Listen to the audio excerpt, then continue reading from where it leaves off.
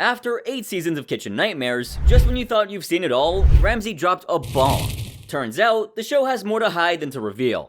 Now, you've seen Chef Ramsay yell, scream, berate, and totally lose it while handling some of the most stubborn owners and chefs we've ever seen. The show portrayed Chef Ramsay as a man who was in absolute control of the situation. But in truth, Chef Ramsay began to fear for his life. Yeah, now who expected that? Well, honestly, I don't blame him. The multi-Michelin star chef only agreed to do the show to guide people who were misled in what could be called a highly competitive industry. What had Chef Ramsay not done for the dying restaurants? He almost never turned away despite coming across the worst of the worst kitchens that were literally rotting. Instead, he made sure to get to the root of the problem and fix it. Like this one right here. Oh my god. No, come on. Not even the owners or chef could stand the stench of the place, but Chef Ramsay pushed through it like a champ. That's only because he took on this challenging job with nothing but good intentions. But it was sad to see all of his efforts backfire. From ungrateful owners suing him under false pretenses to lazy chefs feeding him highly contaminated and hazardous food, Chef Ramsay was finally done. He was tired of being away from his restaurant and being forced to eat crap food by Michelin star chef wannabes. The last restaurant to be featured on the show was Bella Luna in Easton, Pennsylvania. The production team then had Chef Ramsay revisit the place once again before calling it off for good. But it's not fair to accuse the owner of this Italian restaurant, Rosario Scolo, for putting an end to the show.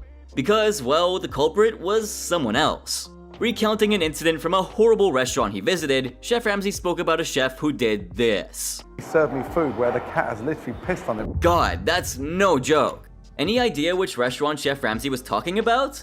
Make sure to let me know down below because that's just disgusting.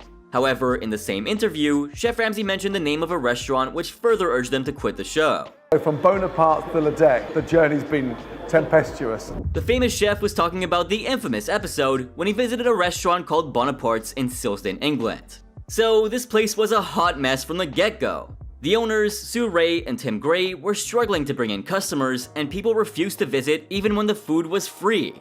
That's how bad things were. Chef Ramsay stepped in to work his magic like he would at any other restaurant, but boy was he in for a ride.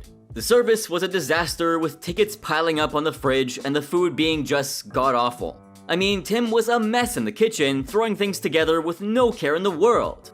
And when the pigeon breast with mushroom ravioli finally came out, they were burnt to a crisp. Could you imagine waiting for more than 30 minutes for your starter only to be served burnt ravioli? That's gross. And it gets worse. Sue was way too busy running the bar upstairs to even notice what was happening in the kitchen. The kitchen was a health hazard with old lentils and furry potatoes in the fridge. And don't even get me started on the scallops. Well, Tim cooked up a scallop dish for Chef Ramsay. But they were so rancid that even the famous chef retched and vomited after tasting them. I mean, that's just brutal. However, the real kicker was when Chef Ramsay got food poisoning. The food was so bad that it actually made him sick. When he inspected the fridge, he found something that looked like a sheep's turd, and I can't think of anything more disgusting. It looks like sheep's turd that's been infested with ants. I kid you not when I say this episode was a train wreck. These two chefs almost killed Chef Ramsay. Even though he brought up this episode in the interview, this wasn't an isolated incident. The world-renowned chef has had to eat food that was almost fatal so many times that this is what happened. 11, 12 stomach ulcers. I live with Renee. There's no doubt that Chef Ramsay's work ethic and dedication is off the charts. But he didn't deserve to be put through such a nightmare for the sake of the show. Remember that one restaurant called Casa Roma in Los Angeles? The walk-in refrigerator was so vile and disgusting that Ramsay found it difficult to even stand near it. Whoa, no.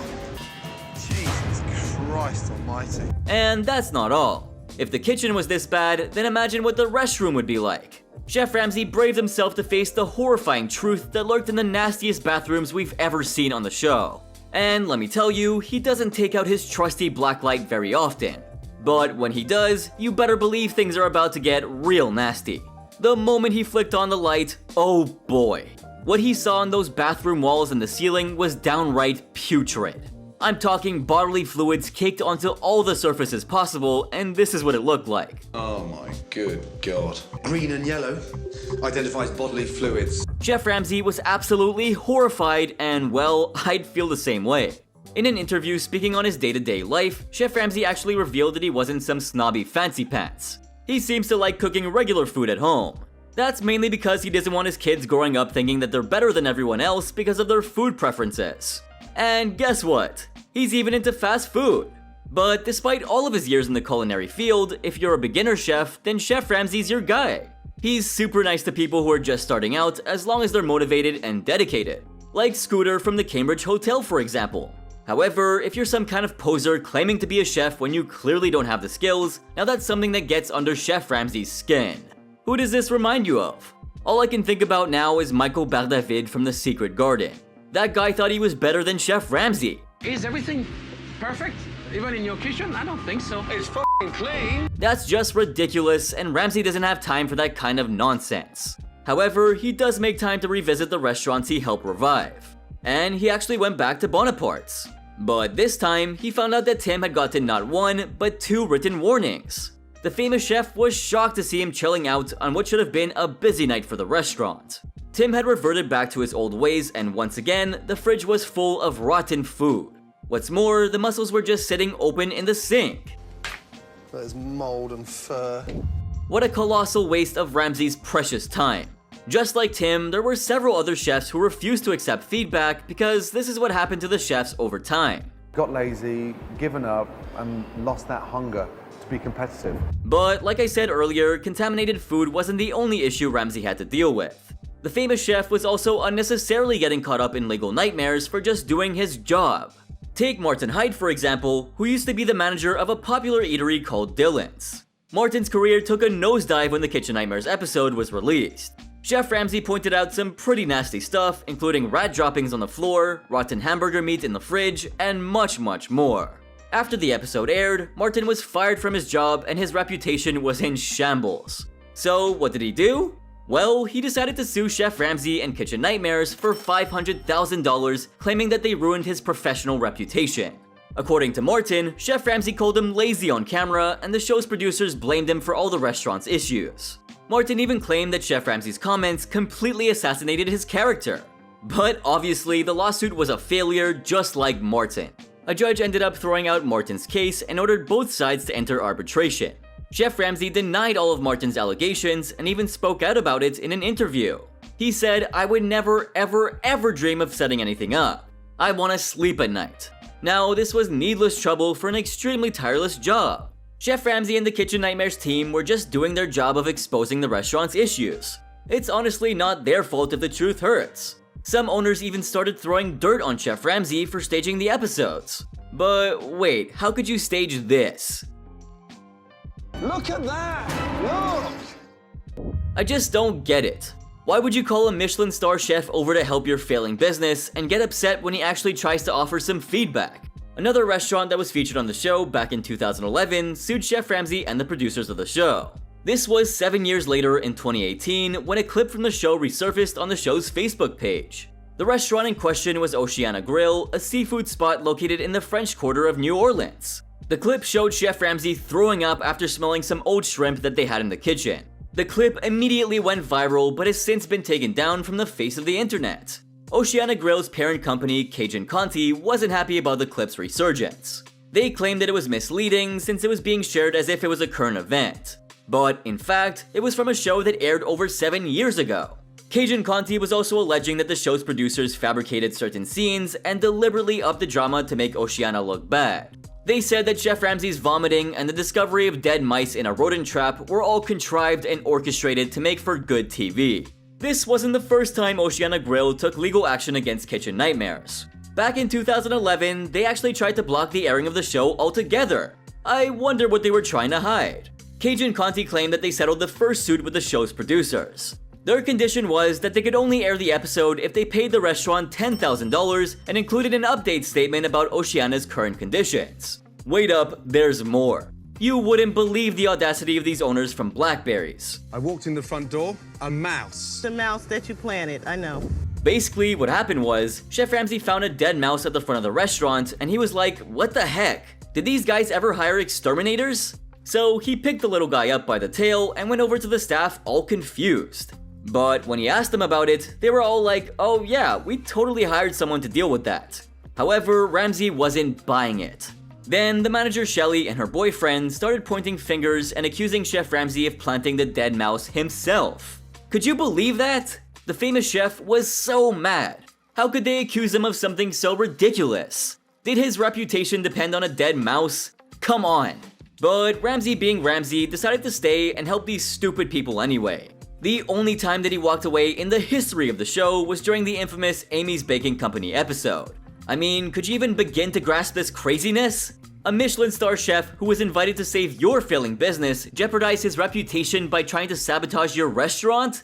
That's totally believable, right? One viewer perhaps had one of the most savage comebacks for these entitled restaurant owners. He said, "Dude must think Gordon put that dead mouse just for unnecessary drama for his TV show." Bruh, you're talking to Gordon Ramsay, not Kim Kardashian. God, these people are so self-absorbed. I allowed Chef Ramsay for dealing with such narcissistic freaks for a decade.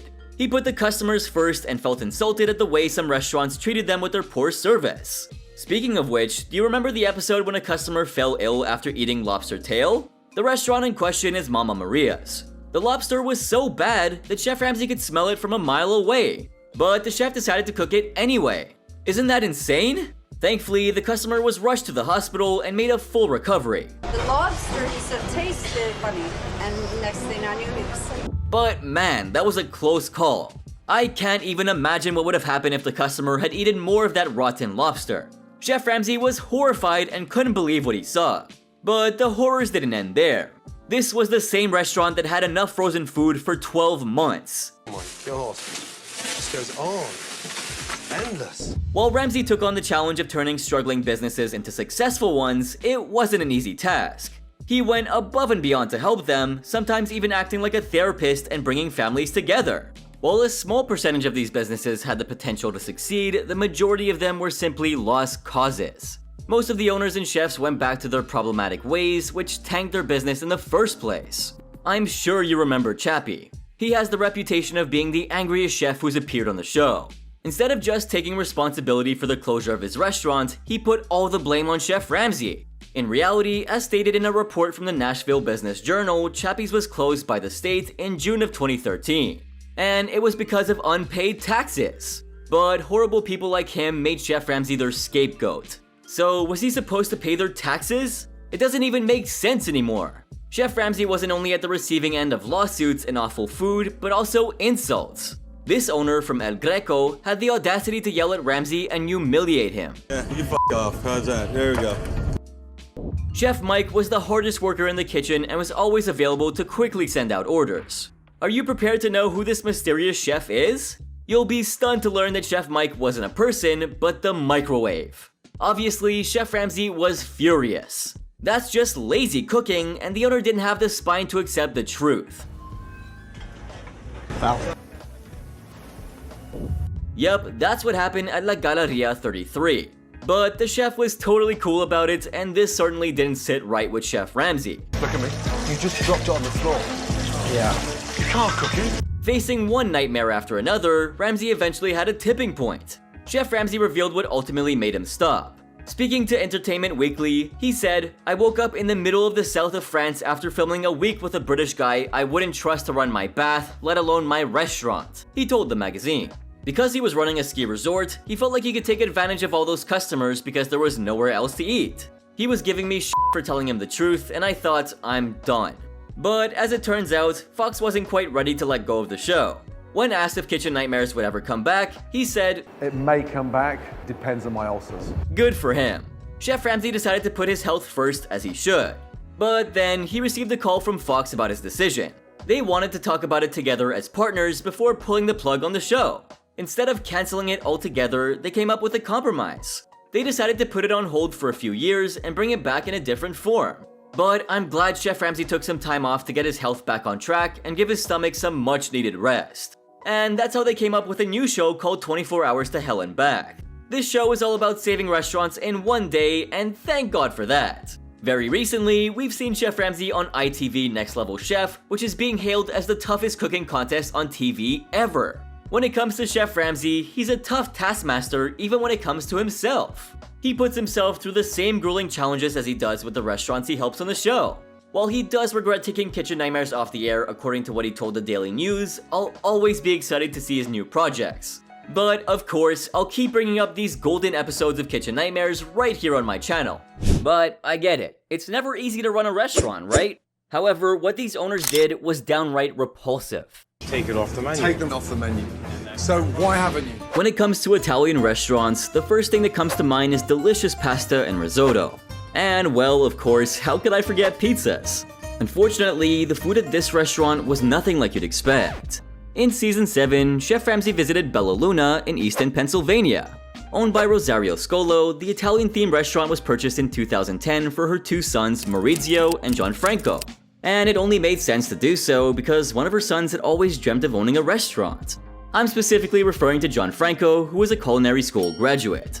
While he did have the passion, he didn't exactly have the finances to own his own restaurant. Gianfranco was the head chef of the restaurant, and his brother Maurizio took over the position of bar manager. And considering how the restaurant was literally handed down to them on a golden plate, the siblings could have definitely done a better job. This chicken's burnt. What do you mean this chicken is burnt? Does that look like burnt chicken? Please. I don't know what kind of culinary school Gianfranco graduated from, but the customers never really liked anything that he made. This restaurant might have been the owner's dream, but it was the customer's nightmare. For one reason or the other, food kept returning to the kitchen with complaints. And well, this isn't a sign of a good restaurant. However, they weren't just any complaints, but really dreadful ones. Standard or not? I just don't think this is worth coming back to ever. Meanwhile, Maurizio and Rosario, instead of getting down to the problem and addressing it, being Gianfranco, preferred to take the backseat. They somehow believed that the locals would rather have frozen and microwave food rather than freshly prepared meals. And Chef Ramsay couldn't believe his ears. So you're saying they'd be more upset with fresh as opposed to frozen? Come on, I don't think any customer would dislike fresh food. This meant that somebody here was screwing up, but they couldn't figure out who. What are we doing wrong? That's my question to myself. What am I doing wrong? Gianfranco believed that he was the best only because he was trained under the best. Now, one viewer of the show rightfully commented saying, just being passionate is enough to start a business. But it's what you learn from others along the way that will help you run it. The only experience the head chef had was an internship he did in Manhattan after graduating, and clearly it wasn't enough. However, the food wasn't the only problem. What Tracy, the manager, had to say about the restaurant is truly appalling. Bella Luna, personally I think it looks like a morgue. Gosh, that was harsh. But let's see how Chef Ramsay found the food that Gianfranco rated a solid 8 out of 10.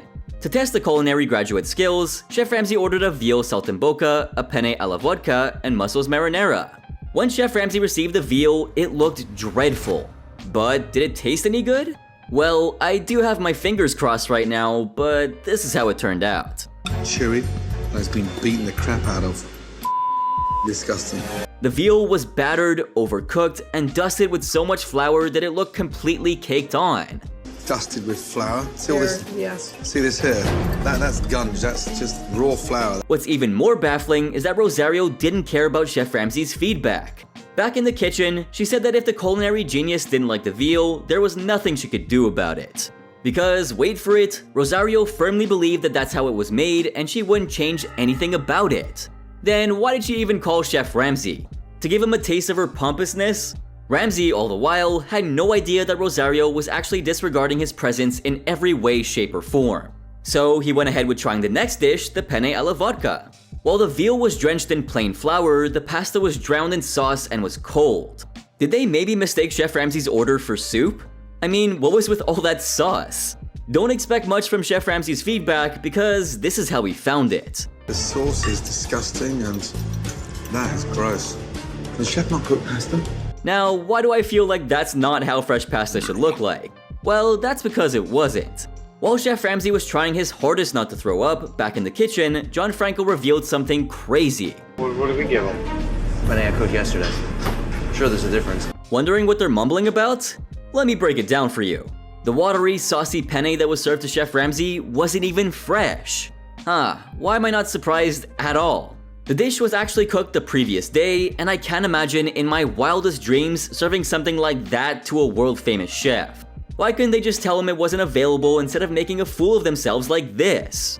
What's more disappointing was that Gianfranco wasn't even aware of it, and he hadn't even tasted the dish before sending it out. But let's get back to the pasta.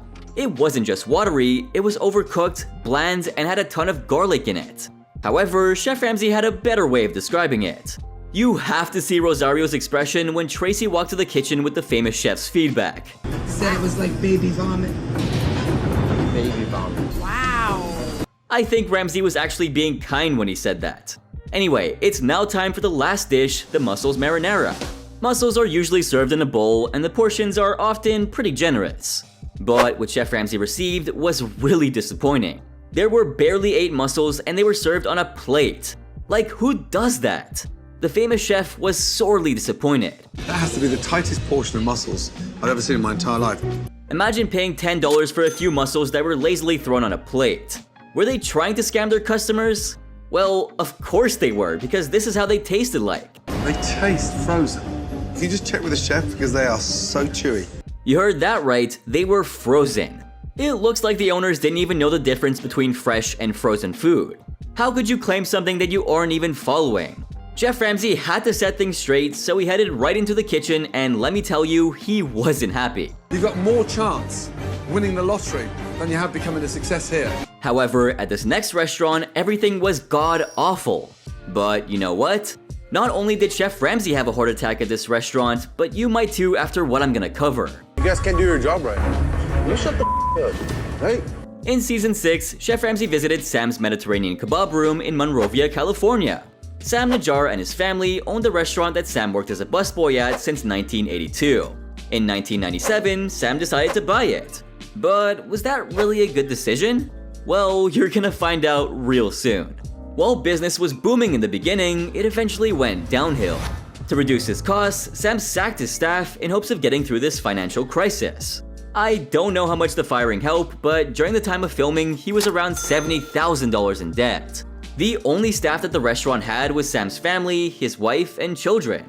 The business was now entirely handled by the family alone. And before you assume things were going smoothly, let me tell you that all of them hated working there. They would often get into arguments and didn't even bother giving attention to the customers around them. You guys are taking the food without the salad? No. How is the chicken cold if we take it right off the grill? She came and told me. Sam's children worked long shifts around 12 hours every single day. And when I say every day, they're working 7 days a week with no breaks. You can imagine why none of the children wanted to work there anymore. They had their own dreams but couldn't pursue them since they were stuck at the restaurant trying to support Sam. To make things much worse, Sam didn't even pay his children any wages since he couldn't afford it. He justified the lack of wages by letting them stay at his house for free. This could easily make him a selfish parent, but was he the only one at fault? This was turning out to be a vicious cycle, and one of the viewers correctly described how it worked. Sam's kids couldn't move out because they didn't have money because they weren't paid, and they couldn't get a job since that would mean they would lose a place to stay. Well, you could definitely hear the desperation in Imad, Sam's son, and the head chef's voice in this next clip. I kind of want to start my life, but I'm not able to because, I have to stick here with my dad. It's a sad state of affairs indeed. But what's even more depressing is the quality of the food at this godforsaken restaurant. For lunch, Chef Ramsay ordered a vegetable combo, lamb shank, gyro, and the top sirloin steak and shrimp scampi cooked in medium rare. As soon as the kitchen received his order, the family started arguing. Don't worry, man. Go outside. I got it. I'll take care of it. Wow. All the customers, including Ramsay, were able to hear this argument, and that's not what you'd imagine fine dining would be like. Stop, be quiet. The people are looking over here. Anyway, let's move on to the first dish that came out, which was the vegetable combo. With just one look at the dish, you could say that there was nothing appetizing about it. And when Ramsay tasted it, he immediately started to question whether the eggplant in the dish was fresh. But was Chef Ramsay making things up? Of course not. Turns out the eggplant was canned and Ramsay was left dismayed. Canned eggplant? No, that's gnarly. That's just dreadful. Overall, Chef Ramsay found the dish to be way too bland, and you could say that he was already dreading the next dish to come. When the gyro arrived, the dish looked so dry that you wouldn't even want to taste it. Despite that, the famous chef did try it, and he was struck with the same question. Was it fresh or not? Chef Ramsay was let down yet again, and this is what he had to say about the dish. It doesn't even taste. No taste? Well, it shouldn't know. Okay, leave it to the lamb shank. I'm not giving out any prizes for guessing that the meat was frozen and simply heated in the microwave before being plated. Why would anyone want to come and pay premium prices to eat dry and tasteless food? I know I wouldn't. After 2 disappointing dishes, would the third one save the day? The final dish to be served was the lamb shank, and this is how it turned out to be. It looks anemic, the color's dreadful, and it just tastes like bland, boiled lamb. What do you think? Was it frozen or not? Whatever the case may be, the relationship between the family members had grown so cold that it would put anything to shame. Why don't you take over? I should. Then do it. You don't want her to get out. Do it. You don't want her to get out. It didn't take much for the siblings to get into a full-blown fight. As much as I felt bad for them, I think Jamal was the most annoying of them all. He wasn't helpful at all. The only thing he did was create trouble by starting arguments and complaining about everything. You guys can't do your job right. You shut the up. And it's not just me. Several viewers picked up on this and slammed him for being a useless prick who threw a tantrum like a toddler every 5 minutes. Honestly, I can't agree more with the observation, and I can't believe Chef Ramsay actually chose to sit through the ordeal. Even before the order reached his table, I could tell that this wasn't going to be very good. Let's start with the steak, which wasn't medium rare. It's well done. There's no red, there's nothing. Just said medium rare if possible. Yeah. Solid and dry. As for the shrimp, I would have never guessed it would turn out like this. What's he trying to do, kill me? No, but that's how he adds flavor, I guess. Despite all the butter, the dish tasted like trash. And there was only one thing Chef Ramsay could say about that. I've never seen anything like this. Have you given up? Kind of. Kind of. Now, this next restaurant somehow served Chef Ramsay's orders all at once. Was the famous chef impressed? Well, you'll see that his response is actually golden. Alright. Yeah, right. Close your eyes. Okay. In Season 5, Chef Ramsay visited Michonne's in Atlanta, Georgia. Owned by Al and Gay, the restaurant was a smokehouse that the couple purchased in 2002.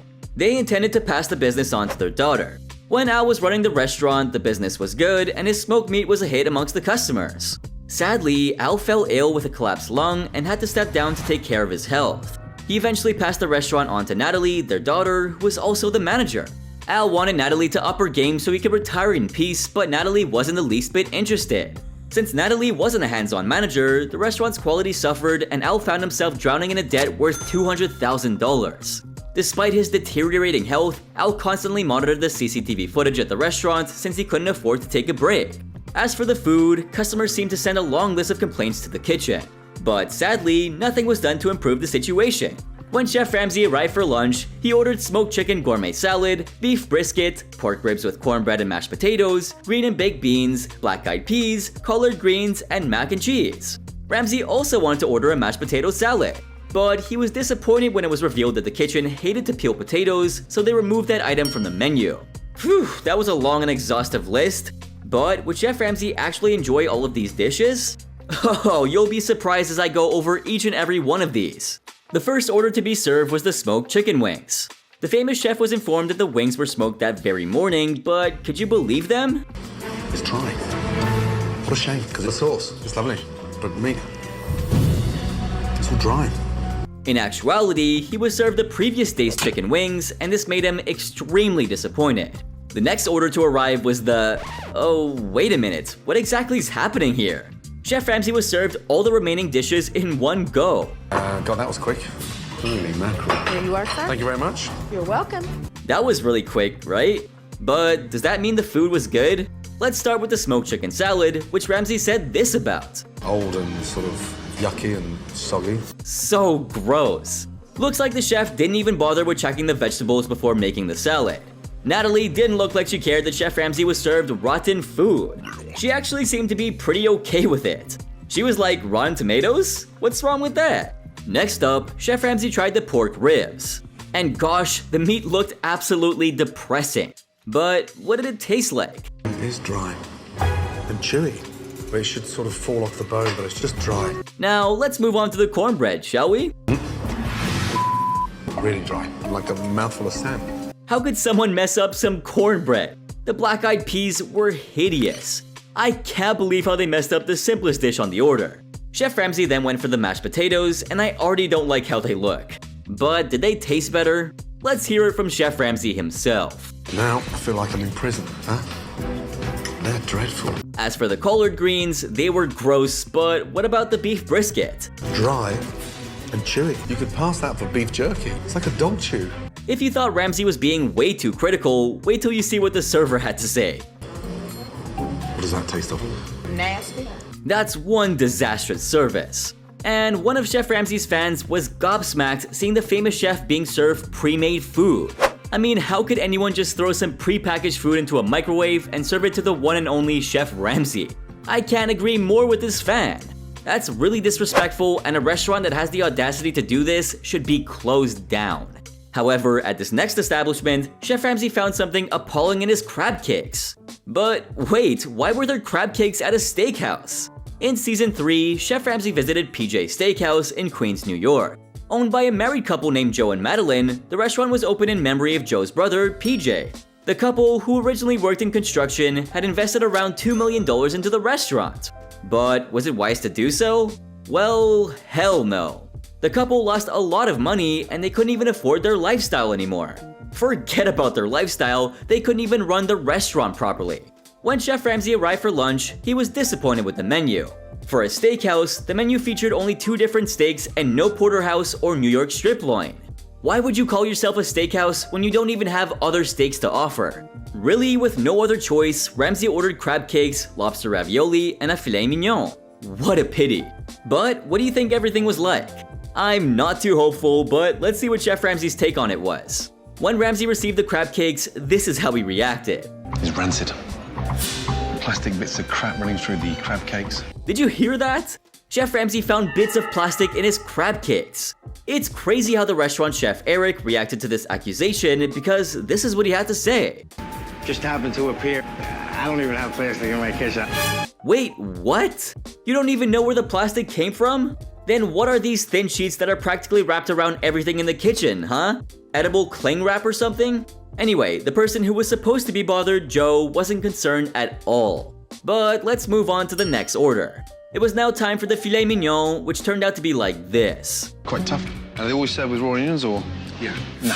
Sauteed or caramelized onions would be understandable, but raw ones? What's up with this chef? The lobster ravioli was equally disappointing. The raviolis are disgusting.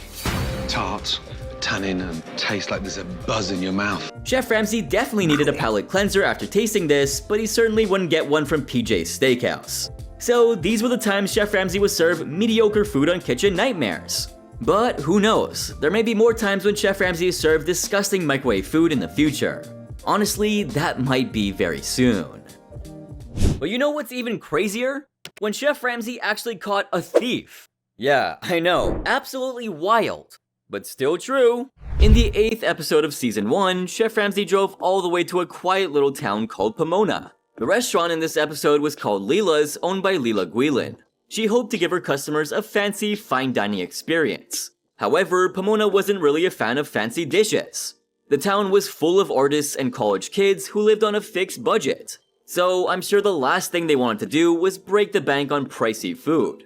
Soon, Leela's dream came crashing down. Just 8 months after opening, the restaurant was falling apart and Leela had no idea how to get a grip on it. She was already drowning in debt, but to keep it afloat, she would borrow money from close friends and family. Leela hated doing this, and understandably so. The pride of running her own restaurant was slowly slipping away as the debt kept mounting higher and higher.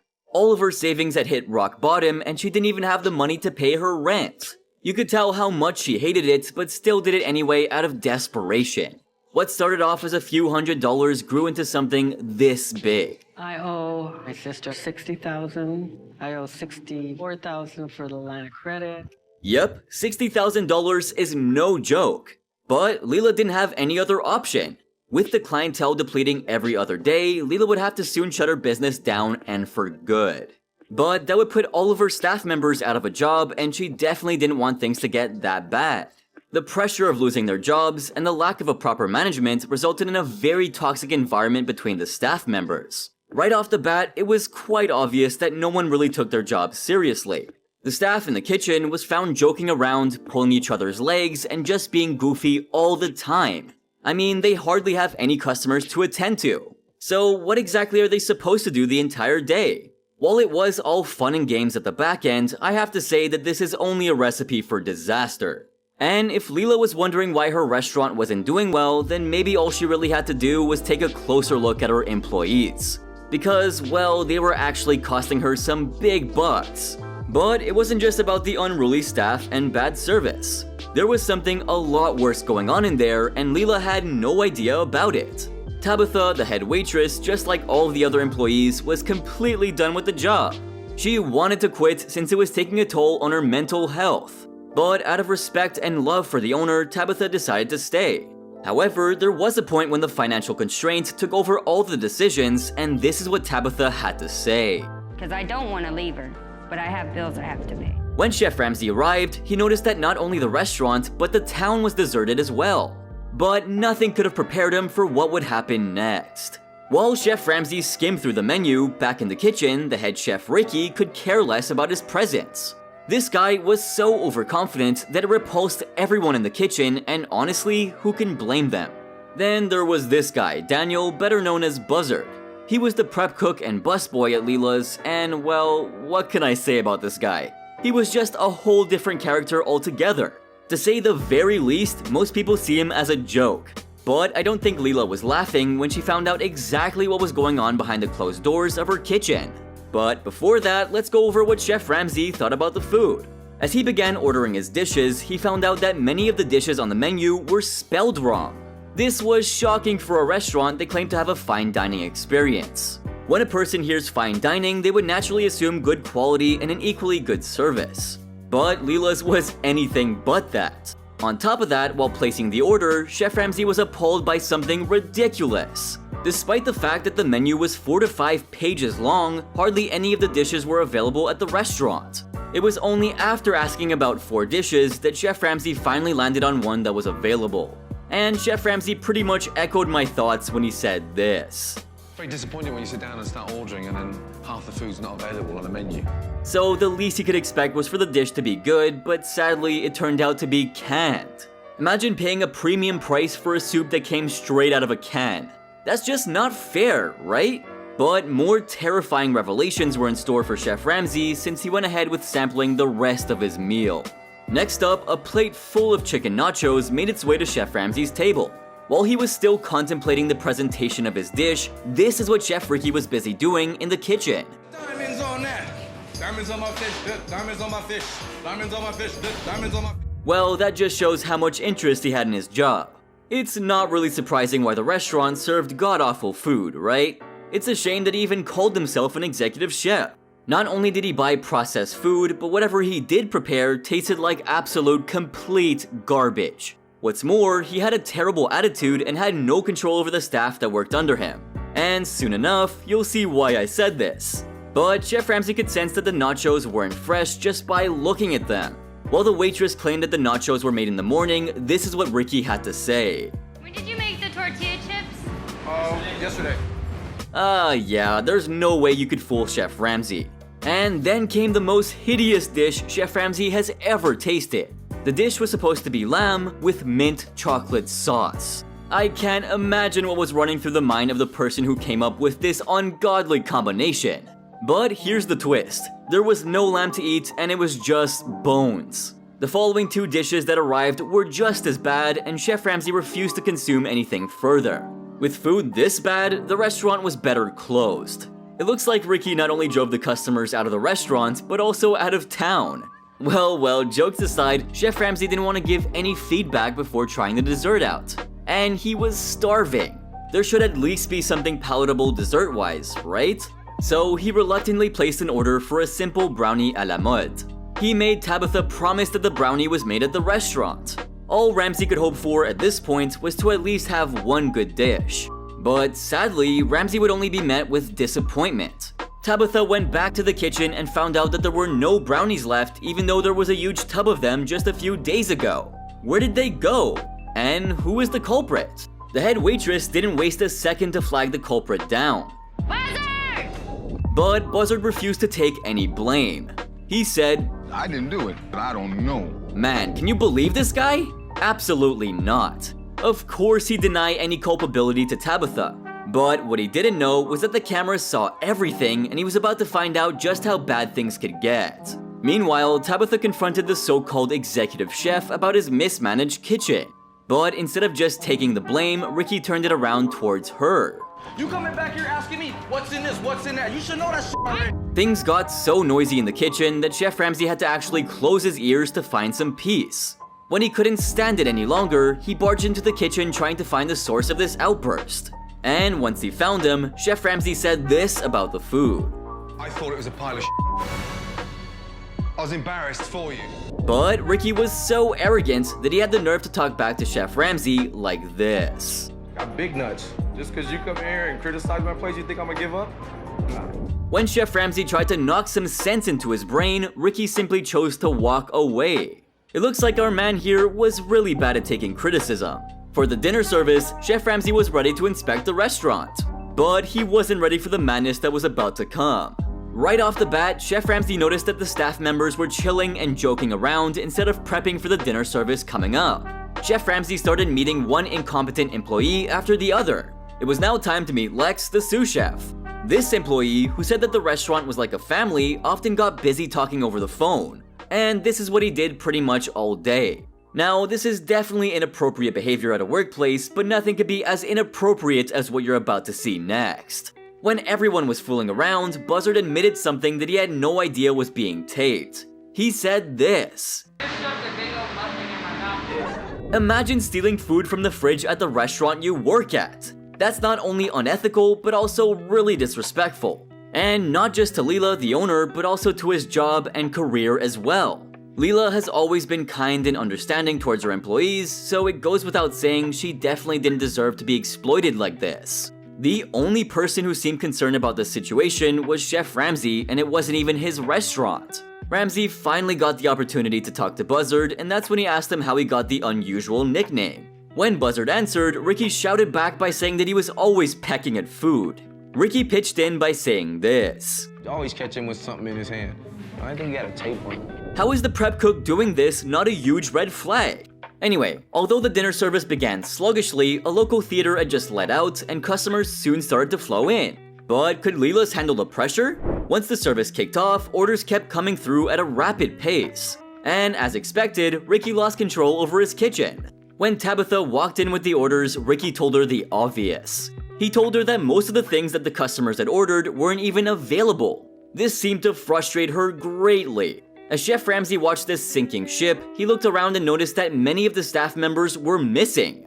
Especially during peak hours, that made no sense. Buzzard was among the first few to take off, but not before he got caught red-handed by Chef Ramsay himself. Ramsay stepped out to see where everyone was disappearing to and was appalled. He caught Ricky lounging in the back area instead of handling his kitchen. Leela was so ignorant that she had no idea how Ricky functioned. Check out what she had to say about him. I didn't even know that he was using instant potatoes. I think Ricky's a little lazy. This was way more than being lazy. This guy was responsible for her pool of debt. But Chef Ramsay wasn't gonna let this slide. Hoping to give the staff a piece of his mind, he asked Ricky where Buzzard was. Apparently, Buzzard and one of the other chefs had taken off. But they didn't leave empty-handed. Chef Ramsay noticed that they ran out with a huge bag of goodies. When he finally caught him, Chef Ramsay asked him what was in the bag, and he was shocked to hear this. Got a sandwich from earlier, some pasta that somebody ordered and didn't. Buzzard and the other chef thought it was okay to steal bags filled with food from the restaurant, and he thought he could get away with it scot-free. But not under Chef Ramsay's watch. Immediately, Chef Ramsay walked him back to Leela in order to set things straight.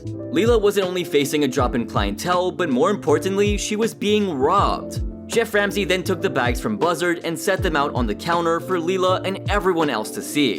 And all of them were left stunned. They had no idea he was stealing this much food from the restaurant. It finally hit Leela that this could be another reason why she was losing out on so much money. What kind of an example does it set for the other staff members or even the newer ones? And the horrifying part was that it wasn't just one small little meal that he stole from the restaurant. He even managed to steal a couple bottles of wine in one day. He probably thought that everyone would be busy with pleasing Chef Ramsay to even notice. But he most likely didn't know that nothing escapes the famous chef's eyes. When Ramsay pointed out that he was stealing from a company that was financially in trouble, Buzzard made a shocking move, and this is what happened. This lady Buzzard was so shameless that he didn't even have the humility to apologize to the owner. All that he could think about at that point was different means to escape the situation. And that's exactly what he did by dashing out towards the exit. While I thought that was the last of Buzzard, it was surprising to see him the following day. Buzzard walked into Leela's shabbily dressed, but he had no idea what was in store for him. Leela had to make a very important decision. Obviously, letting go of an employee is really difficult, but having someone steal from your own restaurant is even worse. Chef Ramsay talked to Buzzard and explained that everything in the building belonged to Leela, and he can't steal from his employer. It was simply not right, and Leela really didn't deserve that. Buzzard, however, had a very indifferent attitude towards the situation, and eventually Chef Ramsay just gave up. Ultimately, it was Leela's decision to make. Seeing her own employees steal from her made her feel terrible, but I'm happy she knew exactly what to do. And this is what she said. You know, I'm sorry, but this is gonna be it. All right? This is it. Even after Leela told him that he was fired, he still acted like he was guilt-free. Poor Leela. She was already struggling with her restaurant. It must have been crushing to know that her employee was taking food and wine from the restaurant. It was causing even more damage to the business that she loved dearly. But do you know what I love dearly? You guys for watching this video up until this point. Be sure to drop a like on the video and subscribe if you haven't already. It's free, so why not just do it? With that thief out of the way, Chef Ramsay then started to work on revamping the restaurant with a fresher mindset. He still had a difficult task at hand, dealing with a really stubborn head chef, but this was still better than dealing with a thief. Chef Ramsay then walked around town and realized that there were pizzerias, Chinese food, and Mexican food, but no burger joints. They could definitely use this to their advantage. Ramsay went out of his way to not only revamp the restaurant, but also the owner. He sent Leela off to have a cute little makeover and pamper session since she deserved it after all the stress. Meanwhile, Chef Ramsay taught the chefs how to make a classic juicy burger, and he even came up with a food truck to promote the now casual dining restaurant. In the end, it was good to see everything turn around for the better. Chef Ricky's change in behavior was indeed a pleasant surprise that I never saw coming. But despite that, in just a few months, Leela's had to say goodbye to Pomona forever. What do you think led to the closure of this restaurant? Was it the stubborn head chef Ricky? Was it the head waitress Tabitha? Was it the conniving thief Buzzard, or was it even Leela herself? If you ask me, Leela was not boss material. She was way too sweet to run a business. And once the staff sensed that, it was easy to take her for a ride. But sadly, this ride cost her quite a bit. Do you know any other employees who stole stuff from their workplace? Don't forget to let me know so I can cover another thief. Anyway, have a good one guys. Thanks for tuning in.